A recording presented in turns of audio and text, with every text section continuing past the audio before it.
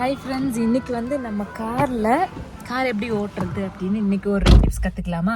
First காரில் நம்ம ஏறி உட்காந்த பின்னாடி என்னென்ன பண்ணணும் அப்படின்னு நான் சொல்கிறேன். உங்களோட சைடு மிரர் ரெண்டும் கரெக்டாக அலைன் ஆயிருக்கா அப்படின்னு பார்க்கணும். அடுத்து உங்களோட இந்த பேக் சைடு மிரர் கரெக்டாக இருக்கா அப்படின்னு செக் பண்ணிக்கோங்க. அடுத்து முக்கியமாக பார்க்க வேண்டியது உங்களுடைய வண்டி நியூட்ரலில் இருக்கா கியரில் இருக்கா அப்படின்னு பாருங்கள். ஹேண்ட் பிரேக்கை பாருங்கள். அதுக்கப்புறம் என்ன பண்ணுங்க அப்படின்னா, உங்களுடைய சாவியை திருவினா வண்டி ஸ்டார்ட் ஆகிடும். இப்போ வண்டி நியூட்ரலில் இருக்கணும், அதுக்கப்புறம் ஹேண்ட் பிரேக்கில் இருக்கணும். சாவியை ஸ்டார்ட் பண்ணிங்கன்னா வண்டி ஸ்டார்ட் ஆகிடும்.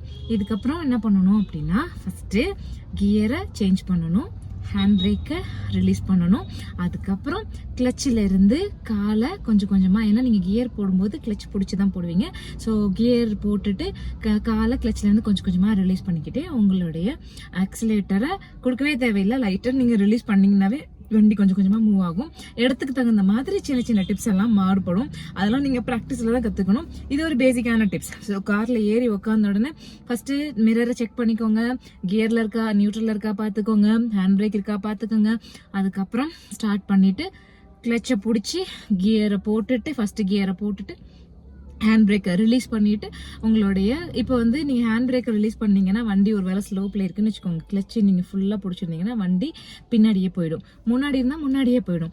நேராக இருந்தால் ஒரு வேளை நிற்கிறதுக்கு வாய்ப்பு இருக்குது. ஸோ என்ன பண்ணுங்கள், கிளச்சில் இருக்கும்போது நீங்கள் ஹேண்ட் பிரேக்கை ரிலீஸ் பண்ணும்போது உங்களோட பிரேக்லேயும் காலை வச்சுக்கோங்க. அதுக்கப்புறம் இப்போ நீங்கள் கிளச்சிலேருந்து காலை ரிலீஸ் பண்ணிக்கிட்டு அதுக்கப்புறம் உங்களோட பிரேக்லேருந்து கொஞ்சம் கொஞ்சமாக ரிலீஸ் பண்ணிங்கன்னா ஆட்டோமேட்டிக் வண்டி மூவ் ஆக ஆரம்பிச்சிடும்.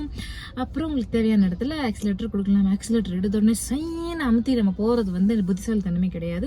இடத்துக்கு தகுந்த மாதிரி ஓட்ட பழகிக்கணும். வேகமாக போகிறது புத்திசாலித்தனம் இல்லை. எங்கே வேகமாக போகணும், எங்கே ஸ்லோவாக போகணும் அப்படிங்கிறத தெரிஞ்சுக்கிட்டு அதுக்கப்புறம் ஓட்டி பழகிக்கலாம். மறுபடியும் வேற வீடியோவில் சந்திக்கலாமா?